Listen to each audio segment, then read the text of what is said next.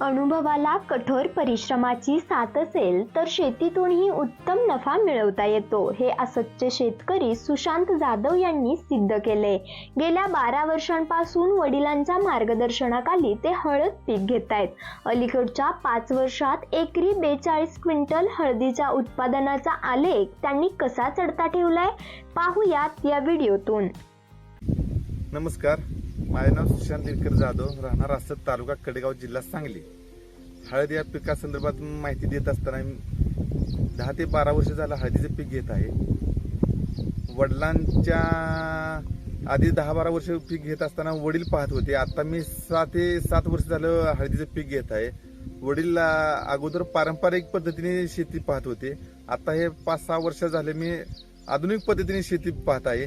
त्यामुळे आता जरा नावानं टेक्नॉलॉजीत बदल करून मी जरा एकरी उत्पन्न कसं वाढता येईल ह्या संदर्भात मी पाहिलं। आता ह्या आधुनिक पद्धतीमध्ये मागील 10 वर्षात जितकं उत्पन्न निघत नव्हतं, मागील पाठीमागे 25 ते 30 आवरेज निघत होतं एकरी, तर आता आधुनिक बदल केल्यामुळे 40 ते 42 क्विंटलवर आवरेज आता गेलेलं आहे। त्यामुळे आता अतिशय चांगल्या प्रकारे हळदी दिसत आहे, तुम्हाला चांगलं उत्पन्न मिळत आहे। एकरी 7 ते 8 ट्रेलर आम्ही शेणखत वापरतो। शेणखत वापरल्यानंतर बेसल डोस घेतल्यानंतर आम्ही पाण्याचं नियोजन करताना ड्रीपद्वारे सगळं केलेलं आहे। फुटव्यासाठी, हळदीच्या फुटव्यासाठी मी सेंद्रिय पद्धतीनेच सगळं हे करतो, पण काही प्रमाणात फुटवा येण्यासाठी रासायनिक पद्धतीचा पण वापर करावा लागतो। करपा, मड, सर वगैरे येण्यासाठी कीटकनाशक फवारणी वगैरे, टॉनिक, करपा यासाठी पण घ्यावे लागतात। काही प्रमाणात रासायनिक पण वापरावं लागतं, पण शक्यतो करून सेंद्रिय पद्धतीनेच शेती अतिशय उत्तम प्रकारे, काळोखी ही वगैरे बघा, चांगला फुटवा वगैरे आता आलेला आहे।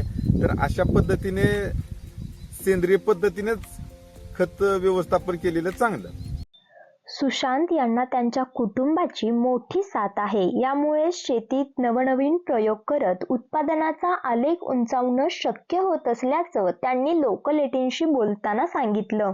ते एका क्षेत्रात सतत एकच पीक न घेता पीक बदल करतात। हळद पिकाचा नेमका अभ्यास असल्यानं दरवर्षी शेत बदलून ते हळदीचं पीक घेतायत।